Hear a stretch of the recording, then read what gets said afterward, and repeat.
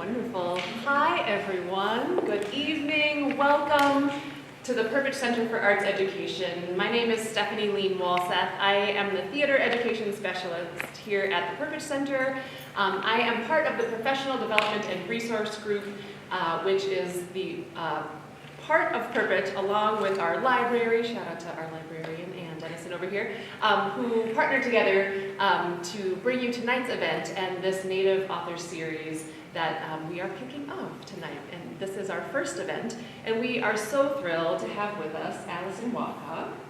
You have her illustrious bio in the sheet that hopefully you were able to grab out at the table there. Allison serves as the president of the American Indian Library Association and was recognized as one of the Library Journal's 2021 Movers and Shakers. You can read all about her credits here, and she's going to explain a little bit more about her background and context and the work that she does in just a moment. So we will kick off with that. I'll come back up, we'll have some questions, so we'll have a little bit of a formal, slightly formal Q&A, and then we'll open up for your questions as well.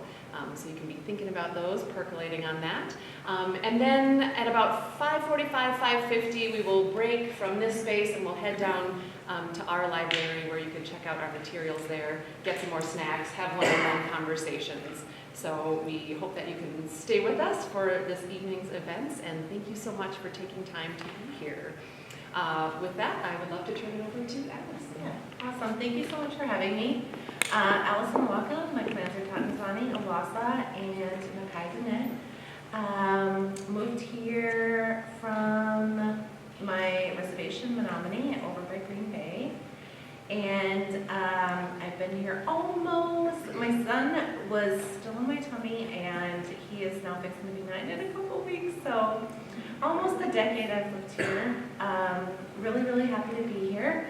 I am going to, just to give a quick PowerPoint to kind of ground us in the same kind of space, and probably go through this a tad, I'm going to stand.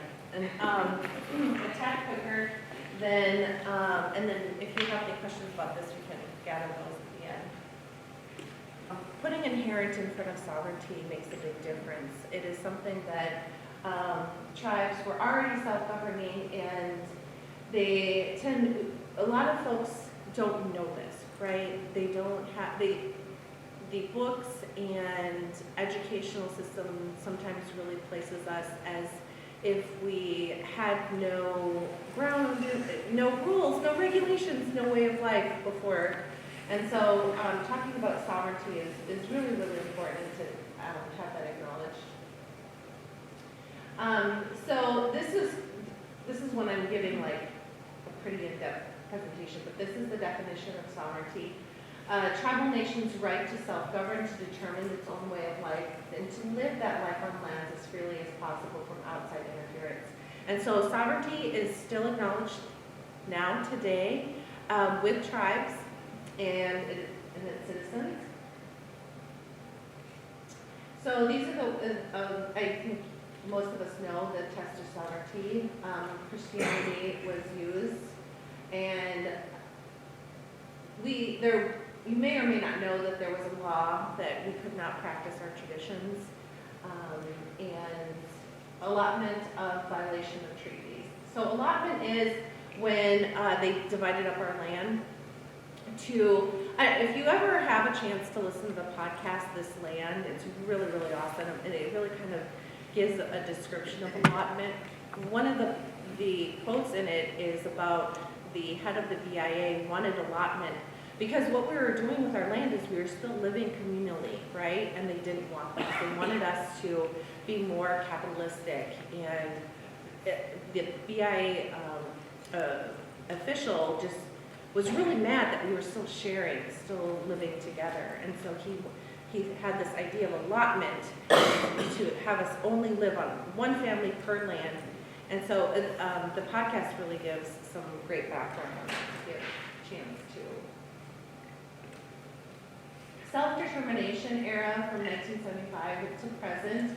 Termination, I'm Menominee and Navajo, and Menominees were terminated. So we were this thriving, robust tribe, and they wanted to have us be an example that we were able to provide for ourselves, so we no longer had to have the treaties and the agreements and so forth, and then the government would be free of those obligations, right? So they terminated us, and so there was a certain point of my dad's life where he was not Native, right? He was no longer considered Menominee, which is really terrible to think about, but with leaders like Ada Deer, we were able to be reinstated. And I know Nixon isn't like the greatest president, right? But to me, he is. He reinstated and took away and then acknowledged sovereignty. So we were reinstated, and now again, my dad was the nominee once more. So it's just really something that people really don't teach in schools and so forth. So. Up there. There. Oh, there we go. Okay. The right to fish, very important here, especially in Wisconsin as well. One of the things that we like to talk about is there's a lake, a man-made lake on our reservation, and when we were terminated, we had to sell land off that lake to non-natives, non-tribal members, to have money for ourselves to live, right? And so to this day, there is non-natives living on our reservation. Actually, Oprah even had this beautiful $1 million house, which she never visited. She never came to the reservation, but it was a piece of her property. And one of the things that with this lake is like Menominees can only fish on one half, and the non-natives on the other half. You can go across the whole lake, but fishing only. And my uncle one year got too close to the line and he got arrested. And it's just really, so there's these things that we are still living with today, right? On our own. This is just a photo that I like. We have every right to run our own affairs. You should be able to do what you want to do in your own community, in your own yard. And I just feel like, duh, right? You just like, you feel like you should be able to do that. You bought this house, you live here, and but that's not true for us, right? And so we always have to fight for our sovereignty. So this kind of it goes, but a lot of people don't know in 1924, American Indians were finally given the right to vote, but some states would not comply even as late as 1962 in Utah. So this is one thing, does anybody know off the top of their head when women got the right to vote? 1921. So it's before 1924, right? So us on our own land, we could not even vote until 1924. We are citizens of state, nation, and tribes. So we are free, right? And that's always really important to remember. And tribes are equal to states as foreign nations defined as domestic dependent nations. So when now in my work, it's really important to understand that tribes in the state of Minnesota are the same as the state of Minnesota, right? So Red Lake is the same as Minnesota, Wisconsin, so forth. I feel like I'm... Yeah, that way. This way? Mm-hmm. Oh, okay. Thank you. This is just a quick timeline. I feel like some people do better when there's a visual. And so in 1978, the American Indian Religious Freedom Act, and NAGPRA is actually Native American Graves Protection and Repatriation. I always have the hardest time saying that word, but that is actually is becoming even more and more important.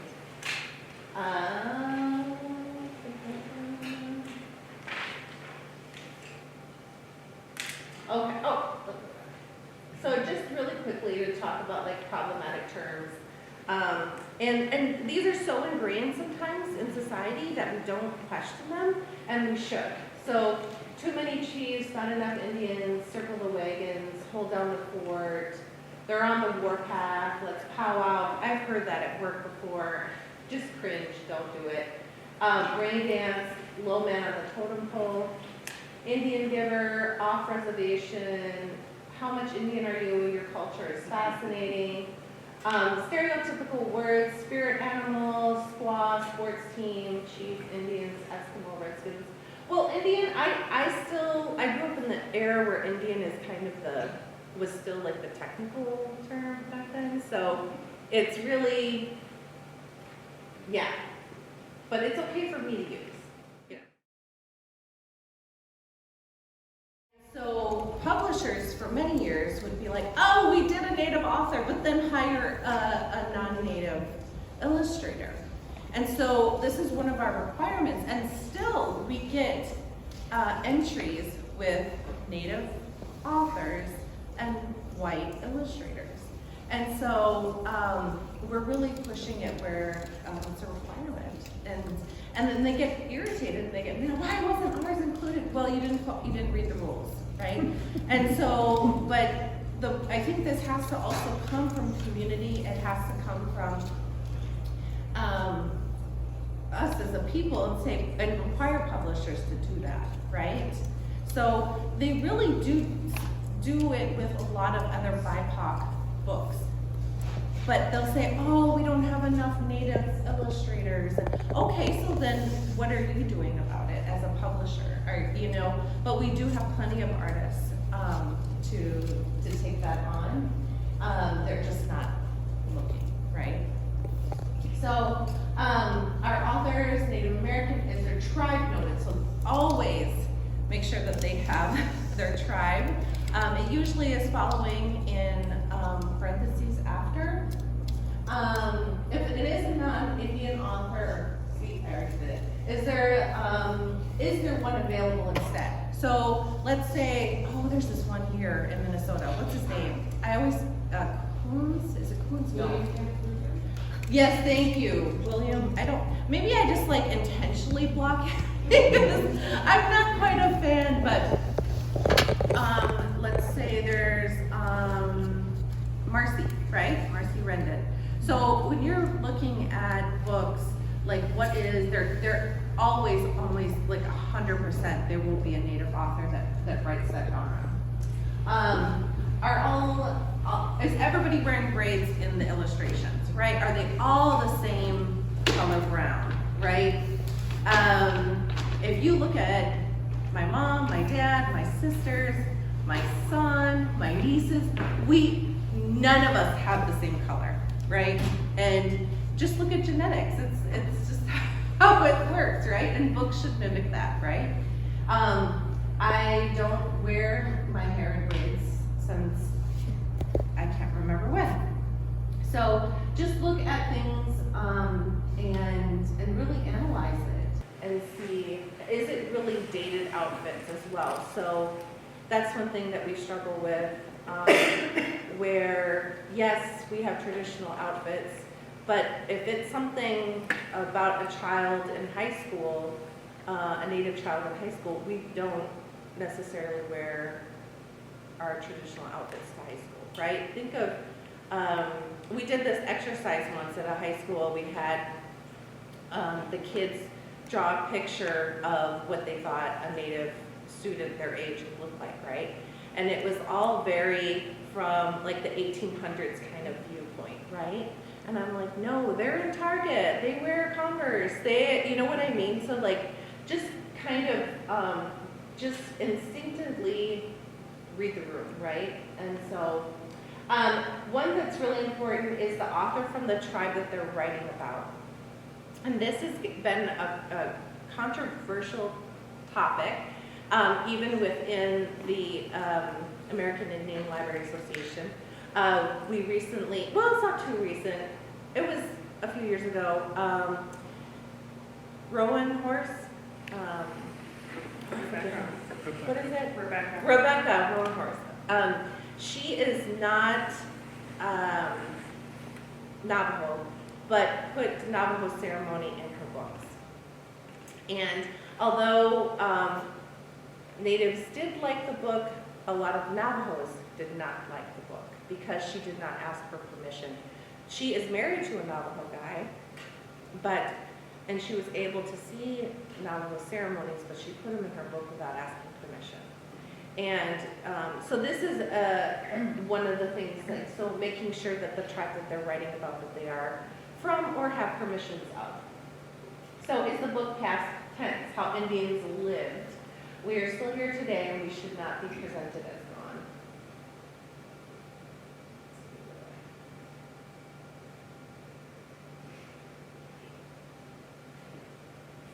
Okay, yeah, we may not have had a choice before, but now we do.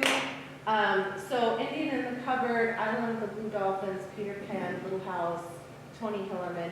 And I'm not saying that, I lived off of Tony Hillerman. Like, I was obsessed because he talked about Navajos, right? It was the only, I'm a little kid growing up in Stevens Point, Wisconsin. He was my connection, right? And so I'm not saying, like, I'm not judging, I'm not saying, but now I'm judging, right? So these books, and like Little House, I think a lot of people are very attached to the Little House on the Prairie. But if you're going to read it with a critical hat, right?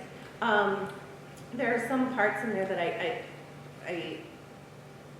so my part of, there's an illustration in there, and it's, there's men, Native men in there with skunk, wearing skunk skin, right? And what, like everybody, it's like the human existence, what's your first thought, right? Ew, gross. It smells, right? Skunks smell to you, to me, to everyone. And so when you, and actually Dr. Debbie Reese and I got into, like, they did not use skunk skin in this particular tribe that's on Little House, right? Skunk skin and skunk fur, skunk oils are used in tribes, right? But we know how to take the scent away, right? We know our environment, right? But when you think about it though, this illustration was not meant to educate about us being intelligent, right? And knowing animals. It was meant to give you that repulsive feeling about Native Americans, right? So when you're reading this book and when you're reading things, just really think about it like from your own viewpoint. Like, would you want to be seen in skunk skin? And what would you, like, so just if you're reading with your child, your students, and so forth, whatever, just really think about it critically. I keep pointing to you, I'm sorry. So these are just some extras, Walking into Worlds, Bob Canoe, he's out of Canada. I totally adore him. Look up he has a couple different books too now. He's written one about his father, and he has a really, I didn't bring it. Go Show the World. This is, okay, little story. My son started like with Go Show the World was his first book that he like put under his pillow. Like he wanted to sleep with it. And like now it's a thing for him. He puts his favorite books like, but Go Show the World was the first one. Waukau wrote it. Birch Bark House, Sisters of the Never See. And so when I'm talking about resources, if you can you can just Google Hennepin County Library and go to, you can say Makoche, which is M-A-K-O-C-E, and their book list. We have a ton of book lists that we created. So there's Minnesota Native authors, there's author lists, book lists on if you wanted to learn more about natives and don't know where to start, right? These are really great book lists and they've all been vetted. So if you go there, Google that, that's one of the resources that are really great.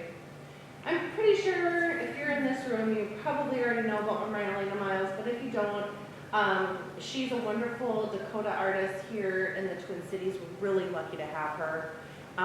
And she created, along with Dawi, this visual map.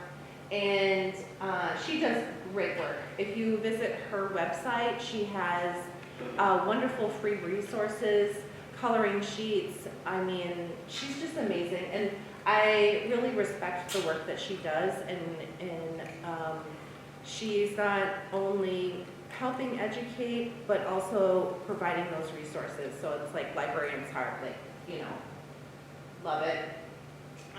So this is a few things, programming ideas that we did over the years.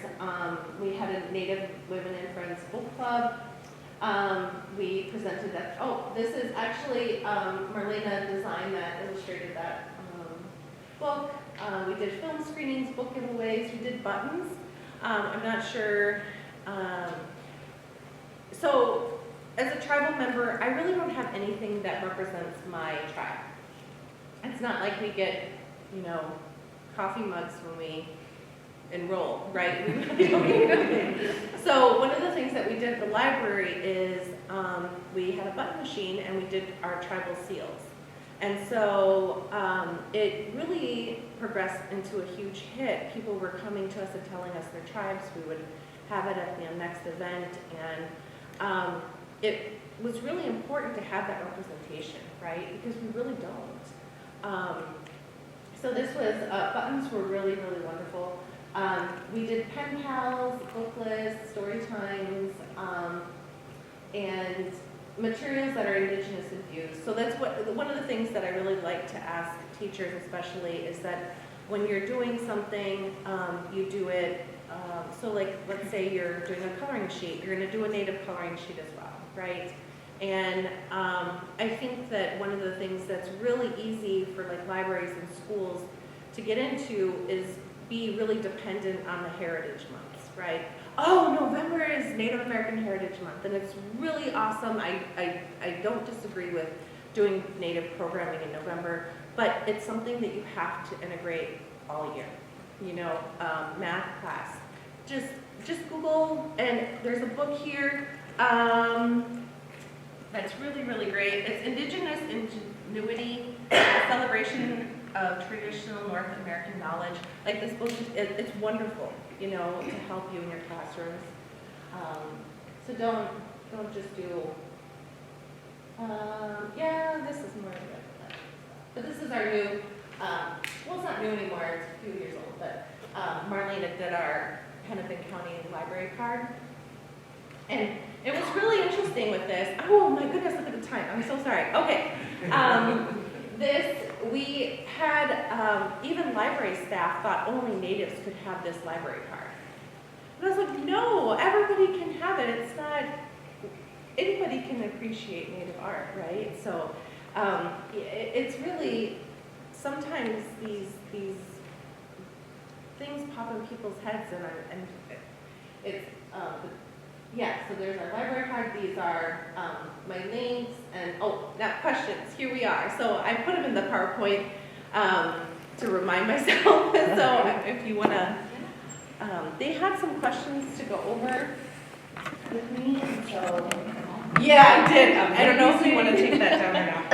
Yeah, no, that's great. And then we can kind of hop around. Yeah. And I of course always have a million questions, but I'm sure that you all do as well. So we'll take a couple of these questions. And Okay. that sounds good. Yeah. And I so appreciate this contextualization that you just did for us.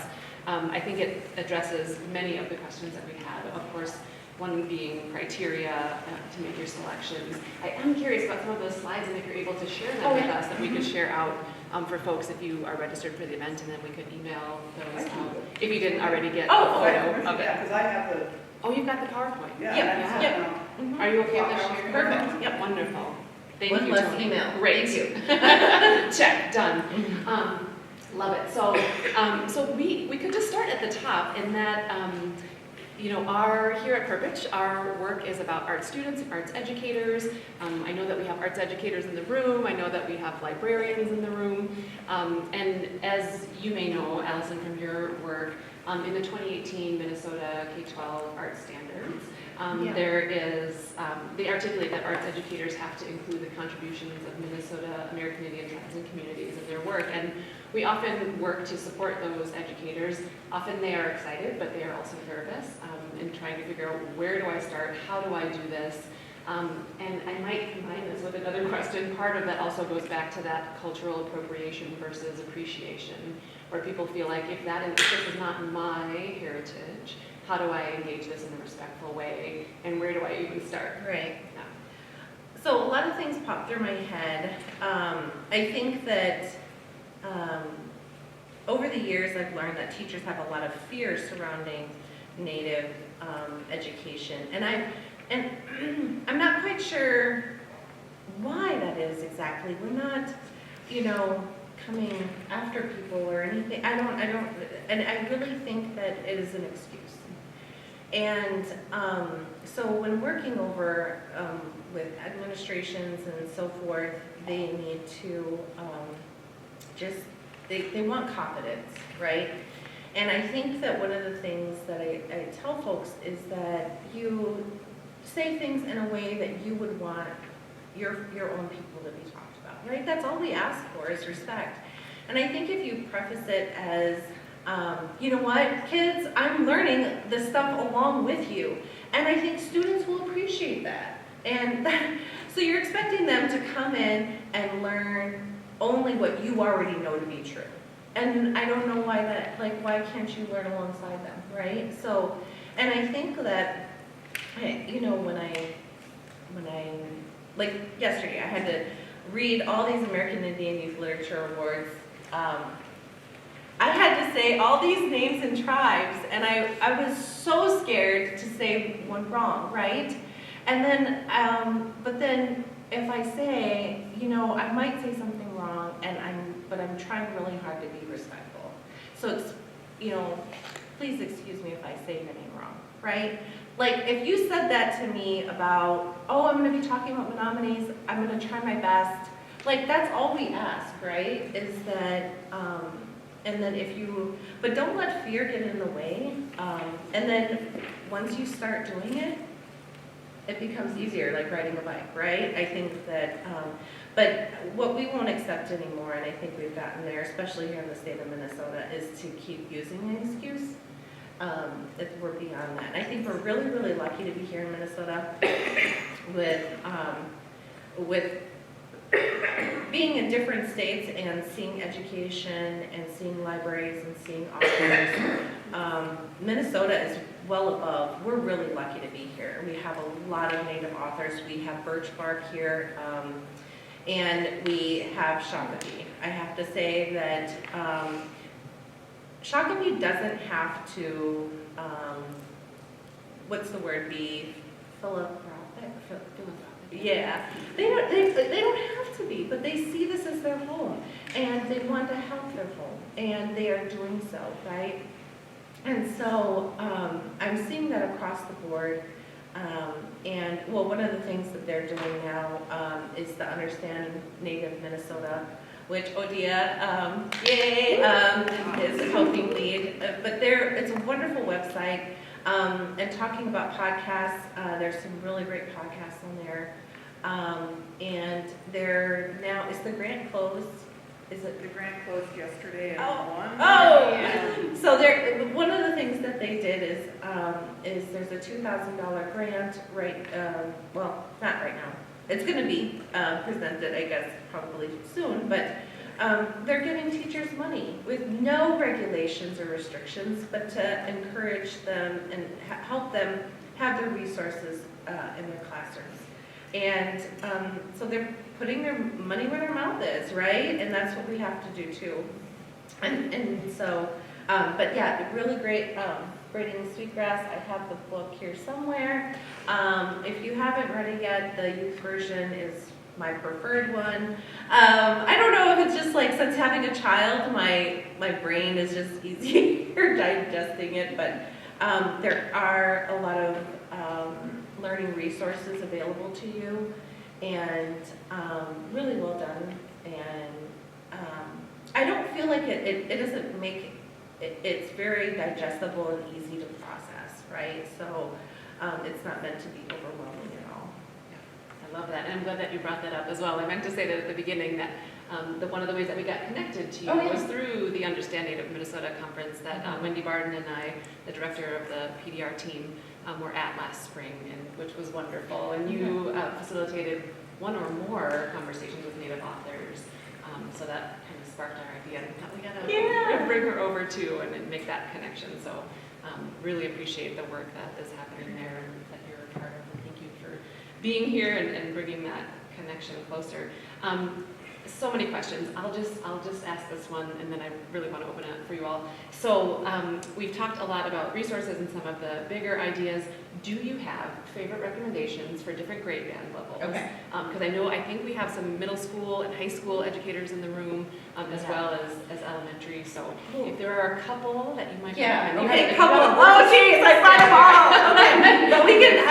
I'll bring them over to the library too. But yeah, I'll probably. So if you would like to check out the American Indian Youth Literature Awards, we do them every even year.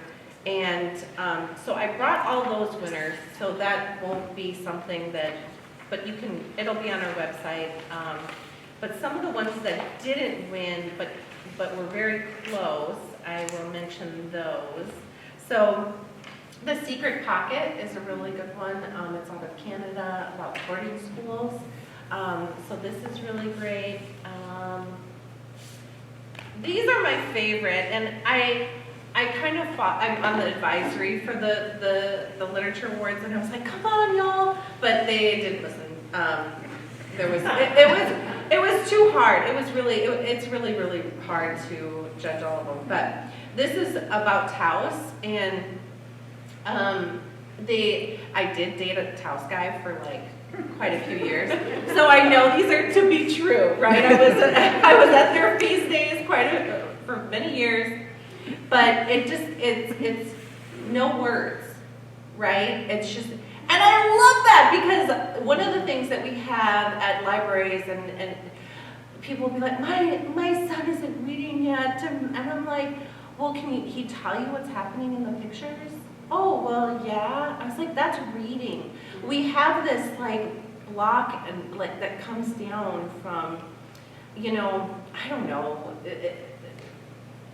Schools and so forth has sometimes these regulations that they have to go by and whatever. But like at home, like your son is reading, right? If they can tell you, if they can even make up their own stories, that's reading. And like natives, we have been storytellers since like we've been around, right? So, but anyways, Taos, and they have all the seasons.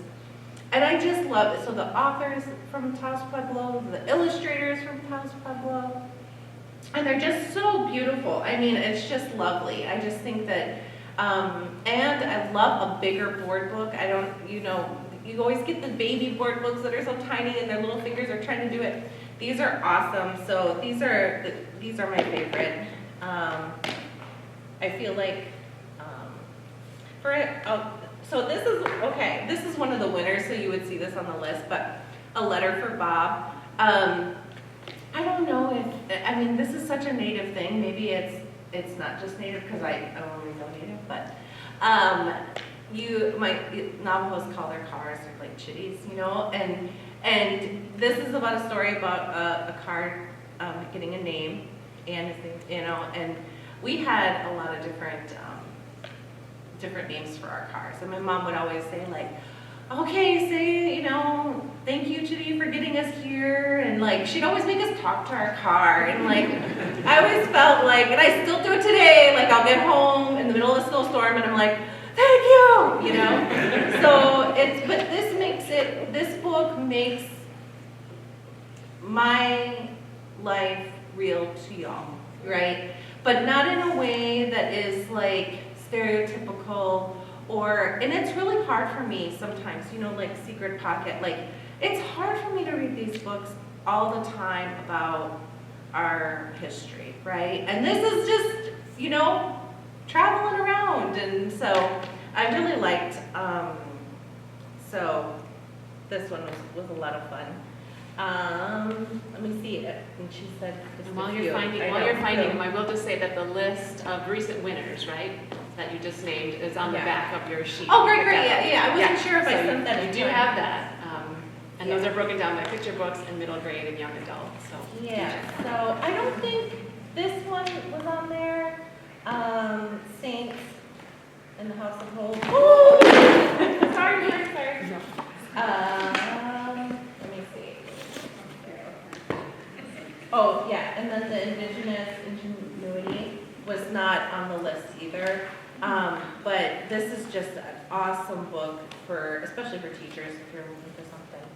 So, and then Res Ball won a lot of awards, so not just the Native Awards yesterday. And y'all, that just makes me so happy when other awards are seeing Native books too. You know, we've come a long way, and so it's very exciting. So. Amazing. Yeah. Thank you, love it. I know you have so many, and I'm I sure do, you would yeah. like to talk for And we hours can about all talk of them. more, yeah. Yeah, I over there. definitely want to make some time for folks' questions Yeah. that are here with us today. So if you have a question, raise your hand. We'll hopefully see how many we can get. And if we don't get to them, we'll mosey down to the library and have one-on-one conversations. But any questions? Oh yeah, thank you for bringing the house lights up. I mean, I have a big, long list. Obviously, it's gone now, but Yeah. it was like, But I'm sure that you do, yes. You mentioned that there are so many resources available. yeah, And I don't know who is getting them because I don't see them. yeah. So a better way to get information to the people that need that. Right. So I would say my number one resource would probably be Illuminative. And they are doing such amazing work. And it started off, my understanding is it started off with a grant from some big grant people, where they went in different cities and states and took surveys of people like, have you ever learned about natives before or after 1800? And so they did the background work, and I feel like that's what a lot of schools and libraries need, right? They need data. They always like those numbers, right? And so Illuminative did it. They went out and they learned all, so there's their data there, and majority, I forget the numbers, I should know this by now, but it was only like, it was really small that teach Native history in the United States. Very small number. I would say under 20 states. And then only, of all those states, it only goes up to like 1890. So they don't even teach anything current, right? And so that's what a lot of folks think, is that we perished in 1890, right? It's really hard for people to understand that we're still here. And so Illuminative, they have some wonderful lesson plans. They have, and if you follow them on Instagram or Facebook or I think they even have a TikTok, just really great. They have some resources. Another one is Dr. Debbie Reese. She's been a classic forever. And so, and then I like Heart Drum, I believe it is really good to follow. And what else would I say off the top of my head? But there are the list of resources that I have here, I can email those as well. But we really have a great links here in Minnesota as well. There's Waukau TV, which is great website. And then also, I'm gonna tell you my secret. I'm like, oh, this book looks good, and then I go to Birch Bark and I do in the search if they have it or not, then I'm like, oh, okay. But if it's not there, I'm like, okay, why isn't it there, right? So I use them as like a little cheat sheet. So Birch Bark, even if you're not going into the store, do a search. I encourage you to buy it from them as well, but that's been my kind of go-to over the years when someone brings a book that I don't know. So. Good question. We've got a list, and we'll send. Yeah, we'll I can send that set out that up. along with yours. Other questions? Other questions for Allison? I got like 2 more minutes, guys. Just kidding. But I have helped run and support a book club over the years, and the library would give books away for that book club. So I have some books left over that I'll bring into the library, and you're welcome to. Some are like the Funeral Girl. That was a winner yesterday, so I brought more than I don't know if everyone can take a book home, but don't take 2 until everybody has one, if you wouldn't mind. And what other books do I have in there? Funeral Girls, and then, oh gosh, what's the one? Josie Dances is in there. That's a good picture book. Yeah. I do have a follow-up because Sure. unless I'm interpreting the Minnesota standards wrong, they are very specific that it is Minnesota tribes. Dakota. And it is very hard to find good ones that are Minnesota tribes.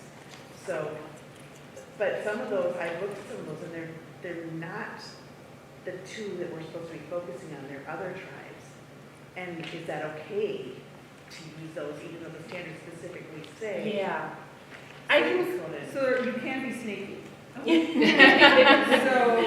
the Minnesota ELA standards say Anishinaabe, which technically includes Potawatomi and Odawa.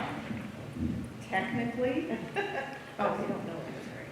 So you can use braiding sweetgrass within the confines of the ELA standards. But So they're you using can kind that of one sneak it. K-12, it's like there's more books than that, there has to be. So, sorry, Allison. Oh, no. I love it. So I have a report that should be out shortly of publication. And so in the back of the Restoring Our Place report that I did for Understanding of Minnesota, I asked teachers what resources they use in their classrooms, and then I said whether or not they were recommended or not recommended. So I took those resources and I added more. And so this publication will come out, I have to go home and edit it, so that's why it's not up. But it has, including the other like 170 resources, it's a total of 550 resources. And then I have a map in there that says some illustrators and writers from the Minnesota tribal communities. And then, because I'm a maniac, I then sorted those into lists. So if you're like, oh, I want a mystery book, you can turn to that page, and then the 550 resources I sorted, and there's, I don't know, 30 lists or something like that. So I tried to make it as just brainless as I could for you, because I know, the problem is so many people get caught up on like, it needs to be perfect, so then I can't use it because it's not perfect. And I think it's fair to say, we don't want you to be perfect. We want good literature that can fit. So hopefully that helps. Yeah, and if I can add on to that as well. So we have this listed, this is out on the table there in our Perpich library that Anne's put together that's specifically Minnesota authors and illustrators with books in our collection. And that talks about tribal affiliation and where they're at and a little bit of their background as well. So make sure to check that out and come on down to the library and see what those resources are there as well. Sometimes we talk a lot about the library, and it's not until people actually get in there and see the stuff and touch it to know that there's a lot that's really fantastic in there as well that can And support then their there's work. Rez Ball. I said yesterday, he's from Red Lake. You know, so support him. He's a good guy. Yeah. So there are more coming, and that's one thing that I'm excited about, that our kids that are coming up are seeing themselves now as authors and illustrators, where it was really, and I'm sure everybody knows that graphic where there's more picture books about animals than there are, and it's like, But we're getting there, and I would encourage, if you are a teacher, and you have a Native student, have them have the ability to write a story, you know? And I think one of the things that is coming out of writing now is that we don't have to write in the way that the English language dictates to us, which I love. I love seeing that because we have this, oh, I'm not a writer, I don't know where a period goes, and I don't know where, I'm like, doesn't matter. We existed way before periods, you know, and so giving your students a chance for that to write and encourage that that to start in your classroom and go forward. I think that's a beautiful place to end. Yeah. Or to segue, can we thank Allison Waukau for being with us